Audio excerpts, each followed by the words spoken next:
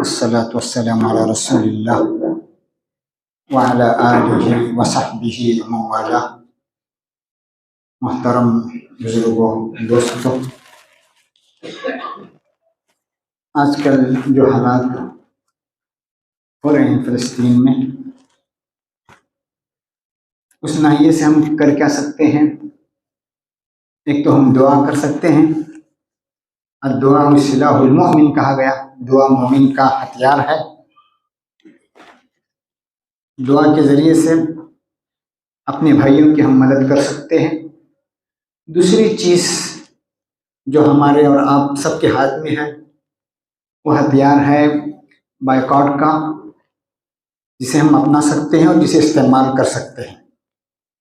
और ये हथियार कदीमी हथियार है और सब इस हथियार का इस्तेमाल करते हैं और कारगर हथियार है।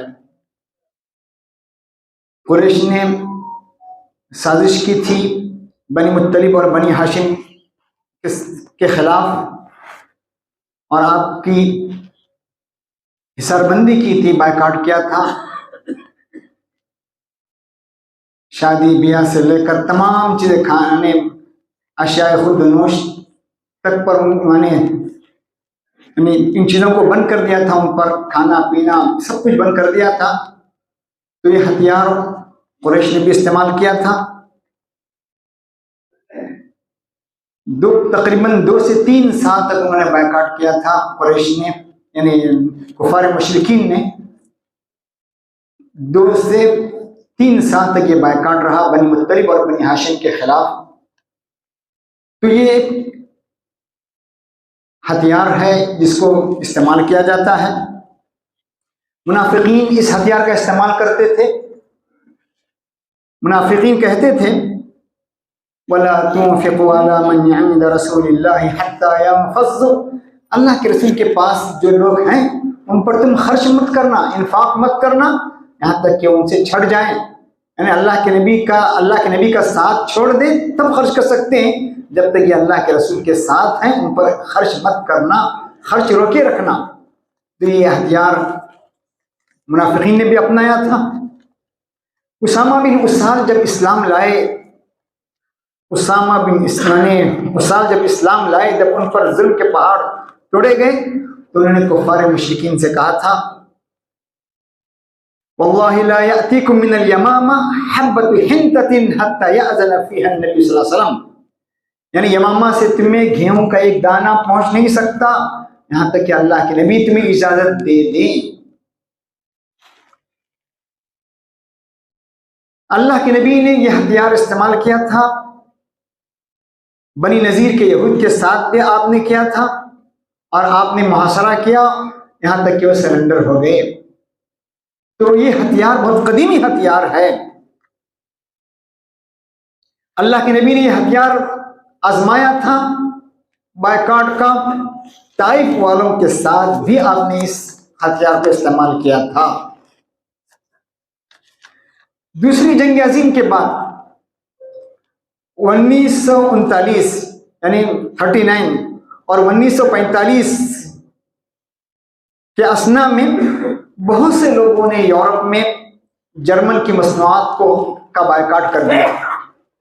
क्यों? जर्मन ने उनके इलाकों पर कब्जा जमाया था, तो इसका बायकॉट कर दिया था। खुद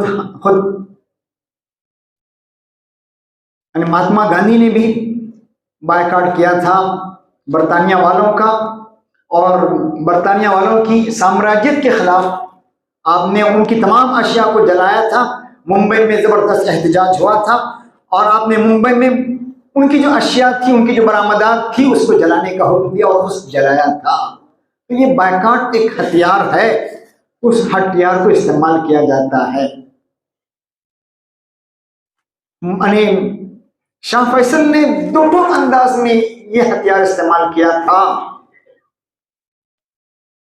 1967 और 1973 की जंग में शाह फैसल ने डोटो में अपने पेट्रोल का बायकॉट कर दिया था और तमाम चीजों को रोक दिया था और कहा था, हम तो वो लोग हैं, हमें तुम्हारी अशिया की जरूरत नहीं है। ऊंटों का दूध पीकर, खजूर खाकर, दरख्तों के नीचे यानी दरख्तों के साए तले जिंदगी गुजार कर हम जिंदगी गुजारेंगे, आपकी अशिया की हमें जरूरत नहीं है। तो अंदाज में, और इसका जबरदस्त असर हुआ था। सईद खुबानी ने कहा था, आज मुसलमानों का, आज तो अल्हम्दुलिल्लाह हालात बदल चुके हैं।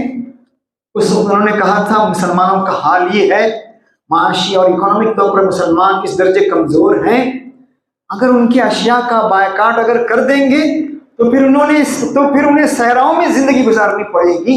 मुसलमान इस दर्जा कमजोर हैं कि मुसलमानों को सहराओं की जिंदगी बसर करनी पड़ेगी। लेकिन आज ये सूरत हाल नहीं है। मुसलमान अल्हम्दुलिल्लाह तरक्की पर हैं, बहुत सी अशिया बनाते हैं, इजादात होती हैं।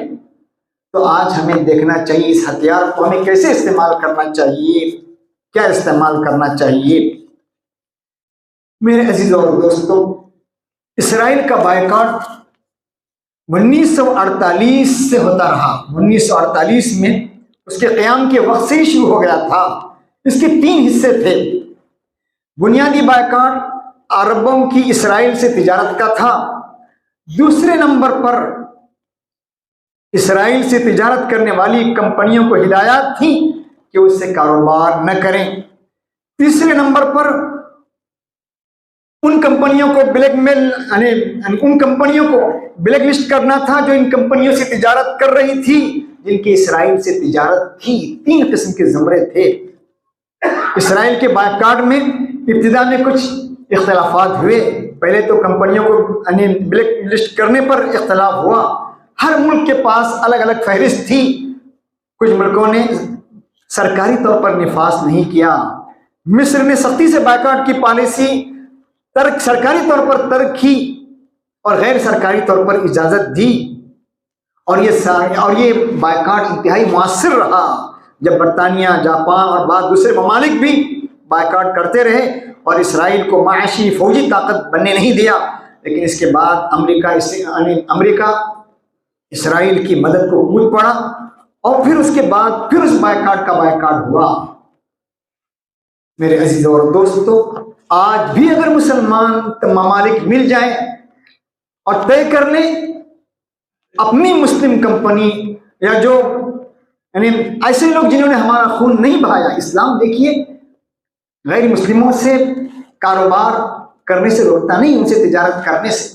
ला यनहाकुमुल्लाहु अनिल लज़ीना लम युक़ातिलूकुम फ़िद्दीन व लम युख़रिजूकुम अन दियारिकुम अन तबर्रूहुम व तुक़सितू इलैहिम इन्नल्लाहा युहिब्बुल मुक़सितीन। जिन लोगों ने तुम्हारा खून नहीं बहाया, तुमको तुम्हारे देश से नहीं निकाला, उनके साथ अच्छा मामला, अच्छा बर्ताव करने से इस्लाम रोकता नहीं है। लेकिन जो लोग जुल्म ढा रहे हैं, जुल्म पर जुल्म ढा रहे हैं, मासूमों को उनके वतन से देश निकाला किया जा रहा है, जिनकी साजिशें हैं, उनके खिलाफ तो हमें मिलजुल कर करना चाहिए। मेरे अजीज और दोस्तों, जिस तरह मैंने कहा बायकॉट एक हथियार है और एक कदीमी हथियार है। एक कदीमी इस हथियार को अपना कर आदमी सामने वाले पर दबाव डाल सकता है और इसका कारगर असर होता है।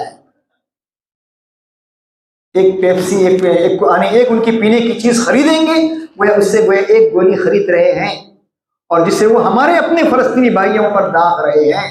ये कम से कम सोचना चाहिए कि हमारे पास जितनी ताकत है, जितनी कुव्वत है, इसका तो हम इस्तेमाल कर सकते हैं।